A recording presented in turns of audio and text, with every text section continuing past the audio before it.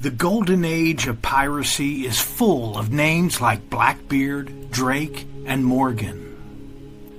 But among them was a buccaneer remembered not only for his raids, but also for the map he left behind, the first chart of the Galápagos Islands.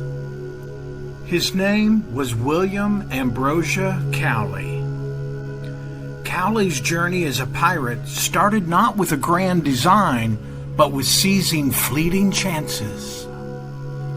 The shimmering waters of the Caribbean became a breeding ground for adventure, enticing men like Cowley.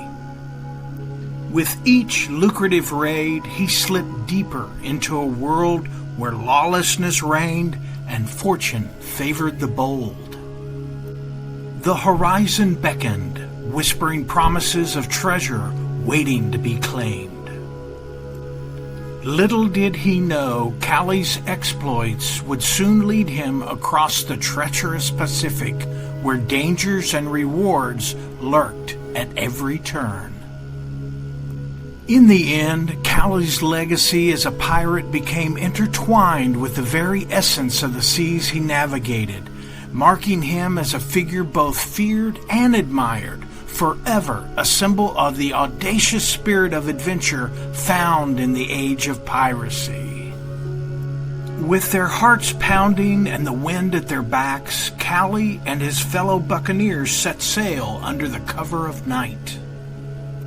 The stars above guided them toward the fabled shores of the New World where fortune awaited.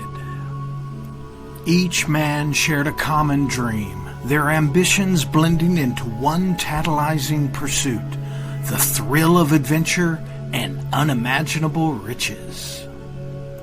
Waves crashed against the hull as the ship cut through the water, and Cowley felt a rush of excitement pulsing through his veins. As dawn broke over the horizon, the silhouettes of distant landforms emerged, igniting a fervor among the crew. Glistening in the morning light, they could almost taste the wealth that lay ahead, unaware of the perils that awaited them on their perilous journey through Spanish territories. Cowley's voyage took him far from the familiar waters of the Caribbean. He sailed aboard the Bachelor's Delight, a buccaneer ship that became infamous in the Pacific. From this deck, Cowley and his fellow pirates struck at ports such as Guayaquil in Ecuador and intercepted Spanish merchant ships carrying silver and goods from the mines of Peru. Cowley meticulously sketched each island, capturing the rocky coastlines and unique geological features. His eyes gleamed with excitement as he traced the routes his ship navigated, his mind racing with visions of how this knowledge could change the perceptions of the seas. With each line he drew, the Galapagos transformed from a mere enigma into a tangible map, a guide for future adventurers who would seek out the beauty of these uncharted lands. His crew watched in awe, realizing that their journey was more than mere piracy. They were part of history unfolding. Cowley's legacy was not just in the treasures he seized, but in the light he shed on the unknown, ensuring that even the most remote islands would one day come alive in the stories of exploration and discovery. A pirate's charting of a new world, indeed. Despite his role in these raids, Cowley's story took a different turn from many of his companions. Unlike pirates who were hunted down, executed, or lost at sea, Cowley eventually surrendered.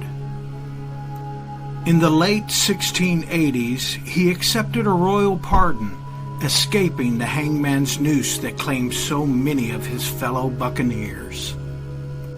After his life at sea, Cowley returned to England, where he left behind his charts and accounts of the Pacific voyage. His writings would be published in 1699, long after his raiding days, giving the world both tales of pirate exploits and the first detailed glimpse of the Galapagos. As for his death, records are scarce.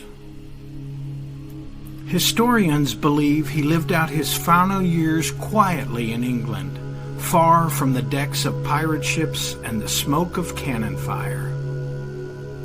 The exact date of his death is uncertain, but it is thought he passed away in the early 1700s, his legacy preserved more in maps than in treasure.